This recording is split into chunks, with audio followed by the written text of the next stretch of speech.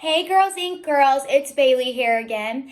This week's theme is powerful women. So in honor of some powerful women, we're going to be learning about one today. Now, there's lots of powerful women in our current society today, like Michelle Obama, Serena Williams, Greta Thunberg, just to name a few, but there's lots and lots of powerful women from our history and in our past. One of these powerful women from our history, her name was Rosalind Franklin. Some of you may not know who Rosalind Franklin was, but she was a female scientist whose scientific work helped contributed to discovering the structure of DNA. So, some of you may be asking, what is DNA and why is it so important for our body? Well, it's kind of like the computer program for our bodies, and it contains the genetic code for us and makes up who we are. And if you guys don't know what genes and genetics are traits that are passed on from our parents, and they make up who we are and what we look like and how we are as a person. And for me, in my genetics, it is I have brown curly hair, and my DNA made me have my blue eyes. So in honor of some DNA and Rosalind Franklin, we're going to be doing an activity where we're going to be building a edible DNA structure. So what we're going to need for this activity is some toothpicks, which I have right here. We're going to need some kind of gummies, like small gummies, so like dots, gummy bears, just whatever you have, fruit snacks.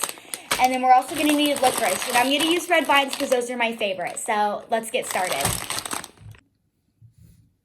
Okay, girls, so I'm going to first start off this activity by opening my red vines. Yeah, there we go. I'm going to get two pieces out, and I'm going to lay them next to each other but leave a space between. And what these red vines are going to represent is the sugar and phosphate backbone of the structure of DNA. What we're going to get next is our gummy bears. There you go. Just get out a pile or so I'm just going to have a pile and leave them off to the side. Next, we're going to get our toothpicks. So just grab a handful or so.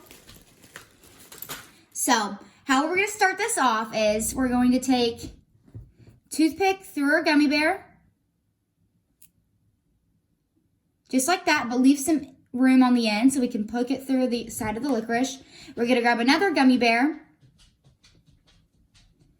and put it right next to the other. And what these gummy bears represent, they represent the nucleotide base pairs that hold the structure of DNA together with the phosphate backbone, which is our licorice.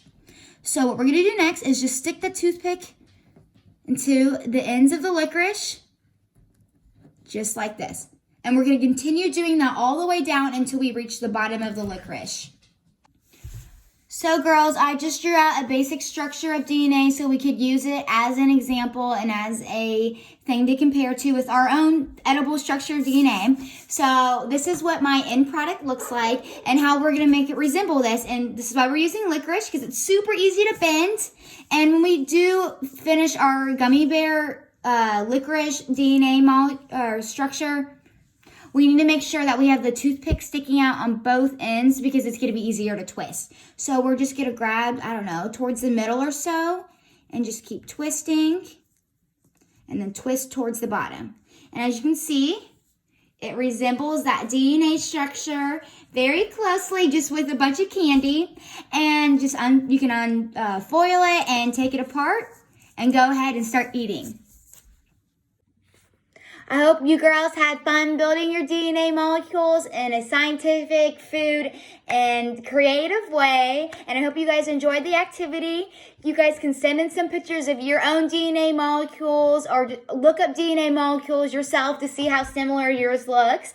I'll see you guys next week. Bye.